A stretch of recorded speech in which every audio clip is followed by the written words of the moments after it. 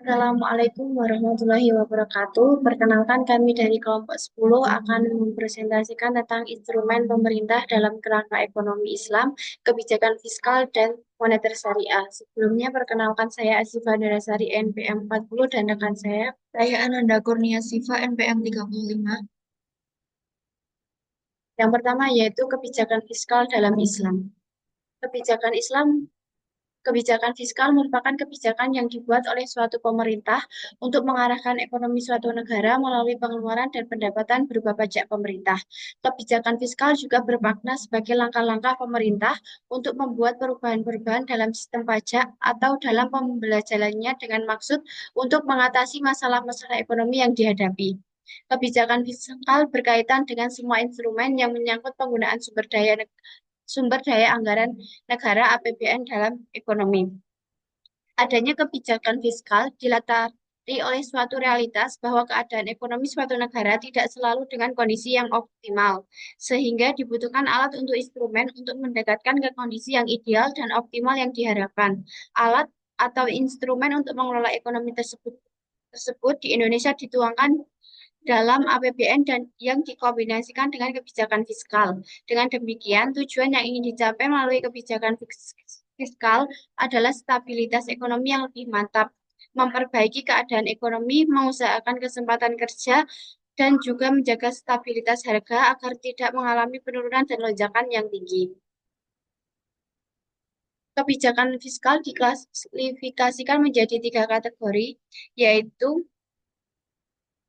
yang pertama yaitu kebijakan yang menyangkut pembelian atau pengeluaran pemerintah atas barang dan jasa. Pembelian pemerintah atau belanja negara merupakan unsur di dalam pendapatan nasional yang dilambangkan dengan huruf G. Pembelian atas barang dan jasa pemerintah ini mencakup pemerintah daerah dan pusat. Yang kedua yaitu kebijakan yang menyangkut perpajakan. Pajak merupakan pendapatan yang paling besar. Perusahaan maupun rumah tangga mempunyai kewajiban membayar pajak. Pajak digunakan untuk membiayai pembangunan negara. Kebijakan pemerintah atas perpajakan mengalami pembaharuan dari waktu ke waktu. Hal ini disebut tax reform atau pembaharuan pajak. Tax reform yang dilakukan pemerintah mengikuti adanya perubahan di dalam masyarakat agar selalu up to date. Yang ketiga yaitu kebijakan yang menyangkut pembayaran transfer. Pembayaran transfer meliputi kompensasi pengangguran, tunjangan keamanan sosial, dan tunjangan pensiun. Terlihat bahwa pembayaran transfer merupakan bagian belanja pemerintah, tetapi tidak termasuk dalam komponen G di dalam perhitungan pendapatan nasional. Alasannya yaitu karena transfer bukan pembelian barang yang diproduksi dan pembayaran tersebut bukan karena jual beli barang dan jasa.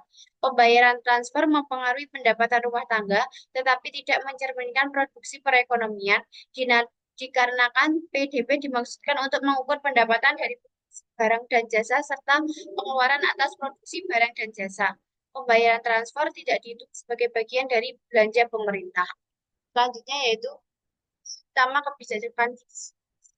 Yang pertama yaitu fungsi alokasi, yaitu untuk mengalokasikan faktor-faktor produksi yang tersedia dalam masyarakat sedemikian rupa sehingga kebutuhan masyarakat berupa public goods seperti jalan, jembatan, pendidikan, dan tempat ibadah dapat terpenuhi secara layak dan dapat dinikmati oleh seluruh masyarakat.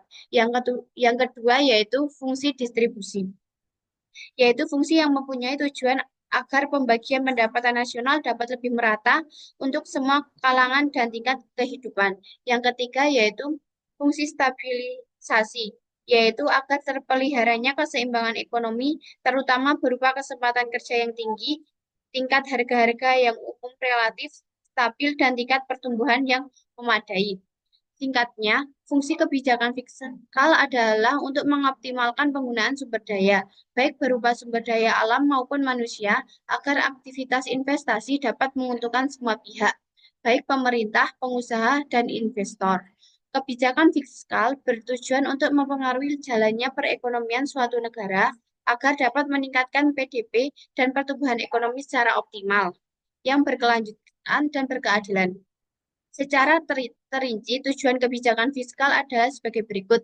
Yang pertama yaitu menyediakan lapangan pekerjaan yang luas dan merata. Yang kedua, mempercepat laju investasi. Yang ketiga, menciptakan keadilan nasional. Yang keempat, pemerataan dan pendistribusian pendapatan. Yang kelima, ada tercapainya kestabilan ekonomi secara nasional. Dan yang keenam, memacu tingkat pertumbuhan ekonomi nasional.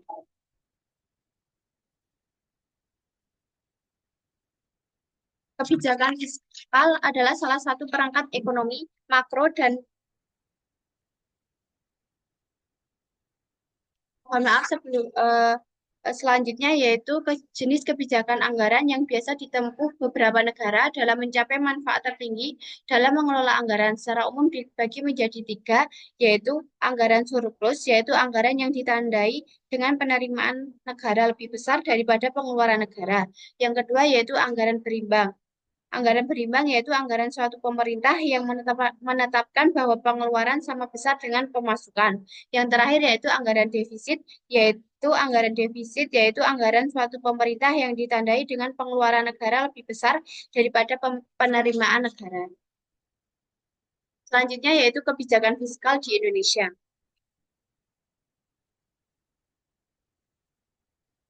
Kebijakan fiskal adalah salah satu perangkat kebijakan ekonomi makro dan merupakan kebijakan utama pemerintah yang diimplementasikan melalui APBN. Ada beberapa istilah terkait dengan kebijakan fiskal, yaitu kapasitas fiskal, kemudahan fiskal, dan celah fiskal atau fiskal gap. Istilah-istilah tersebut digunakan untuk menjelaskan mekanisme pembentukan postur APBN. Kapasitas fiskal adalah kemampuan keuangan negara yang dihimpun dari pendapatan negara untuk menandai anggaran belanja negara. Kemampuan keuangan negara ini telah memperhitungkan pembiayaan atau non-utang apabila terdapat celah fiskal. Kebutuhan menandai anggaran belanja negara itu disebut kebutuhan fiskal. Sementara itu, selisih antara kebutuhan fiskal dikurangi dengan kapasitas fiskal adalah celah fiskal. Kebijakan fiskal di Indonesia diterapkan dalam wujud APBN yang dalam beberapa tahun terakhir selalu mengalami defisit. Salah satu penyebabnya adalah Indonesia ingin menetapkan tingkat pertumbuhan ekonomi tertentu sehingga sisi belanja perlu dalam level yang cukup tinggi untuk mendorong pertumbuhan ekonomi tersebut. Namun di sisi lain, penerimaan negara belum mampu mengimbangi besaran kebutuhan belanja tersebut.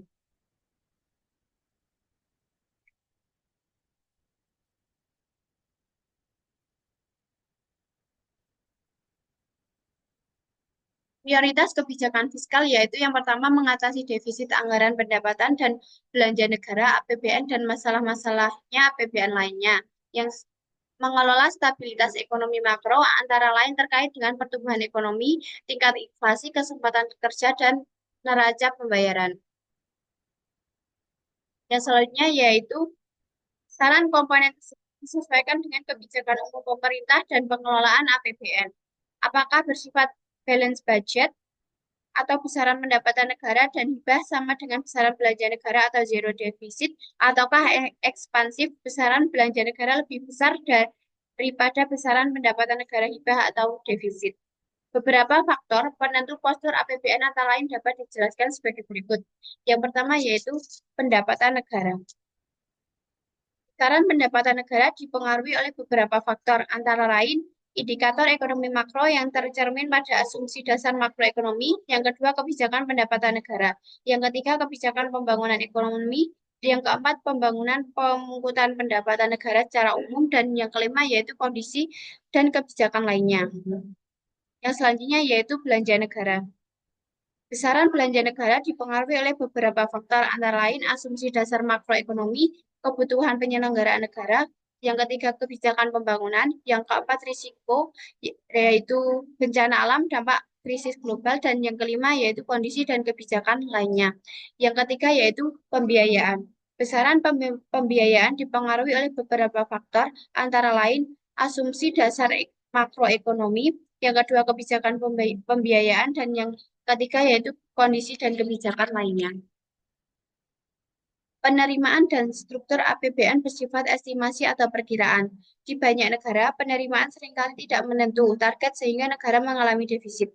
Oleh karena itu, negara perlu melakukan pinjaman di mana utang adalah salah satu konsekuensi dari kebijakan fiskal. Yang selanjutnya yaitu kebijakan fiskal dalam kerangka ekonomi Islam di Indonesia. Kebijakan fiskal dalam kerangka ekonomi Islam dianalisis dengan pendekatan kontemporer. Hal ini diperlukan karena terdapat perbedaan yang banyak antara situasi zaman Rasulullah Shallallahu Alaihi Wasallam dan zaman kekinian. Kompleksitas persoalan pada zaman dahulu dengan zaman sekarang tentu berbeda. Oleh karena itu, perlu sikap arif dan bijaksana dalam membahas kebijakan fiskal dalam kerangka ekonomi Islam di Indonesia. Perlu dicatat bahwa kebijakan fiskal zaman Rasul dan sahabat adalah income oriented, makanya pendapatan menjadi fokus perhatian dalam pengelolaan belanja negara. Selanjutnya, dari pendapatan yang diperoleh itu kemudian dialokasikan pada belanja yang sesuai dengan kebijakan alokasi anggaran yang ditetapkan. Beberapa catatan penting yang terekam dalam sejarah kebijakan fiskal pada awal pemerintahan Islam yang pertama yaitu peningkatan pendapatan nasional dan tingkat partisipasi kerja. Yang kedua yaitu kebijakan pajak. Yang ketiga yaitu anggaran dan yang keempat kebijakan fiskal khusus. Karakteristik kebijakan fiskal dalam ekonomi Islam yaitu pengeluaran negara dilakukan berdasarkan pendapatan sehingga jarang terjadi defisit negara. Yang kedua, sistem pajak proporsional pajak dalam ekonomi Islam dibebankan berdasarkan tingkat produktivitas. Yang ketiga yaitu penghitungan zakat berdasarkan hasil keuntungan bukan pada jumlah barang. Pada masa kenabian hingga masa kekhalifahan, beberapa instrumen sebagai kebijakan fiskal diselenggarakan dengan menjadikan lembaga Baitul Mal sebagai lembaga pengelolaan harta. Di antara yang bisa dielaborasi adalah usyur, yaitu pajak yang dikenakan untuk perlindungan bagi para importir yang dipungut oleh pemerintah. Hal lain adalah instrumen al-Quds yang dapat disertakan dengan pajak bumi dan bangunan. Kebijakan fiskal yang tepat dipercaya dapat mempengaruhi laju daya industri keuangan, baik keuangan konvensional maupun syariah, termasuk perbankan syariah. Mungkin itu yang bisa saya jelaskan, yang selanjutnya akan dijelaskan oleh teman saya.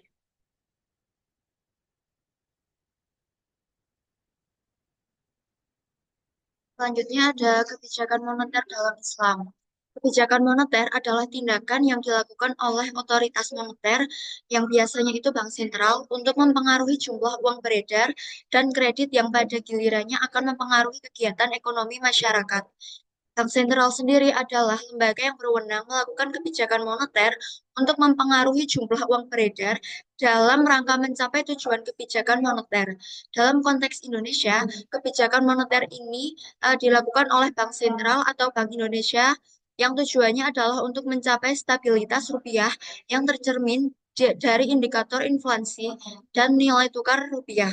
Dalam pelaksanaannya, operasi moneter dilakukan dengan berbagai operasi moneter yang bertujuan untuk mempengaruhi sasaran moneter melalui pasar uang untuk mempengaruhi likuiditas perekonomian dan ditransmisikan melalui beberapa channel yang disebut monetary transmission channel seperti suku bunga kredit, harga aset, ekspeksi, dan juga lain sebagainya.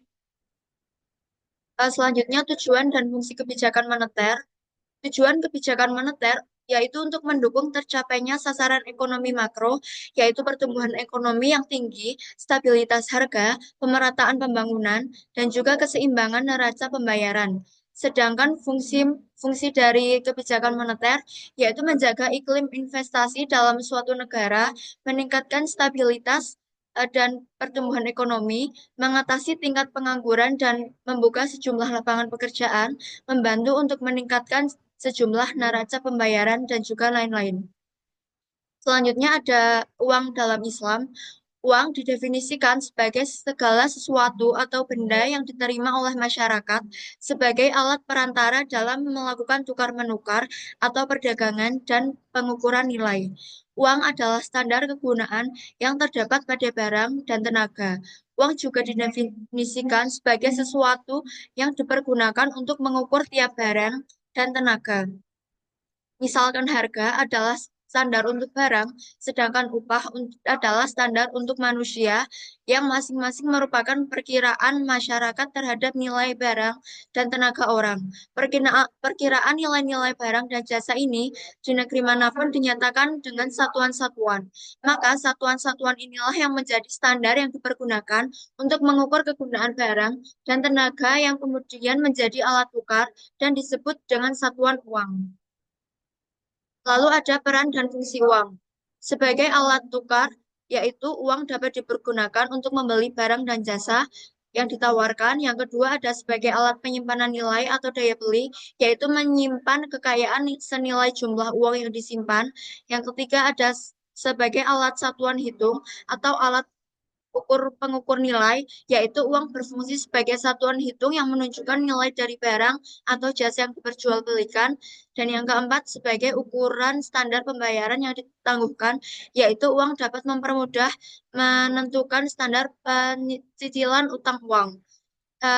Uang sebagai alat ukur menjadikan hidup yang lebih mudah, karena nilai antar barang menjadi lebih mudah dipertukarkan dengan adil. Ini berbeda dengan model barter yang cukup menyulitkan dalam transaksi. Dengan uang, seseorang dapat membeli barang dan menjual barang untuk mendapatkan uang.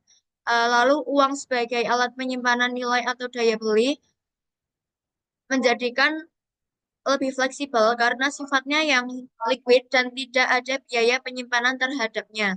Lalu uang sebagai alat satuan hitung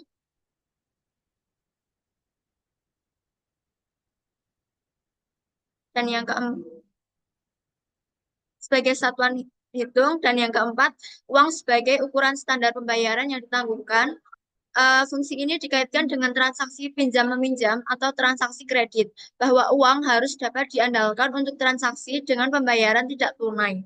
Fungsi terkait dengan tiga fungsi yang telah disebutkan tadi itu, sehingga beberapa ahli menyebutkan fungsi uang hanya tiga saja, tidak termasuk yang keempat, karena fungsi yang keempat ini telah dicakup oleh tiga fungsi yang lain, hanya beda terkait dengan waktunya saja. Selanjutnya ada motif memegang uang.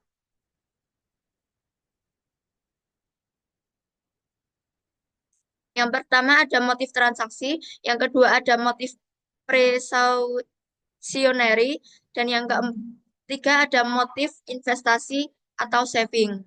Lalu jenis uang ada uang komoditas, uang representasi, uang fiat, digital money, dan digital currency. Uang komoditas yaitu barang yang mempunyai karakteristik tertentu, yaitu dapat diterima atau dihargai oleh semua orang, dan juga kualitasnya tidak berubah dan mudah dibawa kemana-mana. Yang kedua ada uang representasi, adalah klaim atas komoditas seperti sertifikat emas atau perak dan juga melibatkan uang yang didukung oleh komoditas. Lalu uang fiat adalah uang yang nilainya berasal dari regulasi atau hukum pemerintah. Uang ini berbeda dengan uang komoditas yang didasarkan pada barang yang biasanya merupakan logam mulia, seperti emas atau perak. Yang keempat ada digital money, secara signifikan terhadap peran uang dan layanan pembayaran yang terus berkembang sehingga lahir lahir uang elektronik untuk memudahkan berbagai transaksi. E-money akan diulas lebih detail pada selanjutnya. Lalu ada digital currency, perkembangan uang untuk memasuki pemikiran kepada otoritas atau bank sentral untuk mempertimbangkan penerbitan digital money. Namun demikian, apabila mata uang suatu negara diubah menjadi digital currency, dapat beberapa hal yang harus dipertimbangkan oleh otoritas atau negara tersebut. Yang pertama ada uang itu sebagai identitas suatu negara, lalu uang adalah martabat suatu negara. Uang juga merupakan pengejawatahan dari kebijakan fiskal, lalu uang nilai maupun fungsi uang harus sempurna, stabil, dan tidak boleh berubah, dan juga negara harus menjamin stabilitas mata uangnya dalam rangka menjaga eh, stabilitas perekonomian dan sistem keuangan negaranya. Selanjutnya ada aplikasi pokok ekonomi Islam dalam moneter Islam.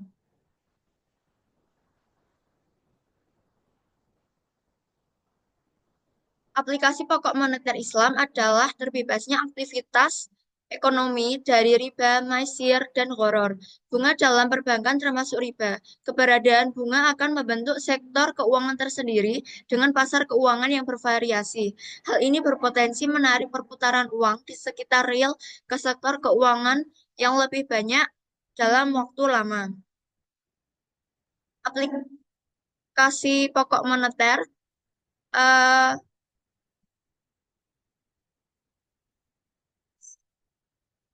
Kebijakan dan operasi moneter harus berdasarkan trade instrument, investment instrument, service instrument, dan juga charitable instrument. Kebijakan moneter dalam Islam dianalisis dengan pendekatan kontemporer dalam koridor keuangan ganda, yaitu syariah dan konvensional. Pada umumnya ada tiga perbedaan prinsipil antara kebijakan moneter dan juga kebijakan dalam perspektif Islam dan perspektif konvensional kontemporer, yang bisa dilihat dalam tabel berikut. Selanjutnya ada tujuan dari kebijakan moneter. Yang pertama ada stabilisasi nilai keuangan. Ada bank sentral dalam melakukan ekspansi moneter untuk meningkatkan stabilitas nilai uang melalui pertumbuhan ekonomi yang tinggi. Dan yang kedua, ekspansi moneter dilakukan bukan dengan fiat money creation, tetapi melalui realokasi likuidasi dari pihak yang mengalami surplus likuiditas kepada pihak. Dan yang ketiga, realokasi likuiditas kepada dilakukan melalui mekanisme operasi moneter dengan menggunakan instrumen moneter Islam. Dan yang kedua ada kesejahteraan ekonomi optimal dengan pemenuhan lapangan kerja dan tingkat pertumbuhan ekonomi yang optimal. Ada beberapa hal, yaitu kebijakan moneter berkomitmen untuk meningkatkan pertumbuhan ekonomi dan menurunkan tingkat pengangguran. Yang kedua, dilakukan dengan pemerataan kesejahteraan. Yang ketiga ada relokasi likuiditas di atas berakibat kepada meningkatnya kesejahteraan, meningkatnya kebutuhan tenaga kerja, dan menurunnya inflasi. Dan yang keempat ada distributive justice. Selanjutnya ada transmisi kebijakan moneter. Transmisi kebijakan moneter muncul sejak munculnya otoritas moneter yang terpisah dari otoritas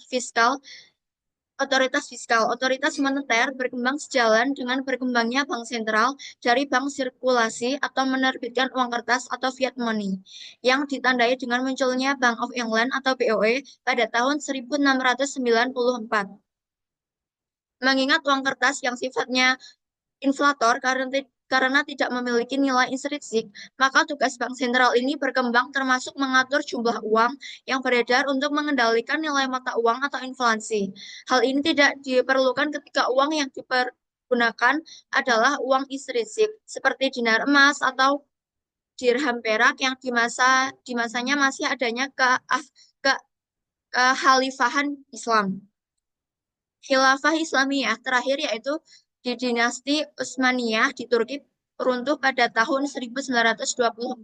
Di masa dominasi ekonomi konvensional dengan uang kertas dan bank sentralnya sampai saat ini, ekonomi Islam berkembang di negara-negara berpenduduk mayoritas Muslim di tengah sistem uang kertas dan bank sentral. Oleh karena itu, berkembang pula sistem moneter Islam dengan kebijakannya dan dan proses transmisinya. Salah satu pionir pengembangan teori ekonomi moneter Islam kontemporer adalah Muhammad Umar Chapra dengan bukunya Towards a Just Monetary System. Mungkin sekian presentasi dari kami. Jika ada kurangnya kami mohon maaf. Wassalamualaikum warahmatullahi wabarakatuh.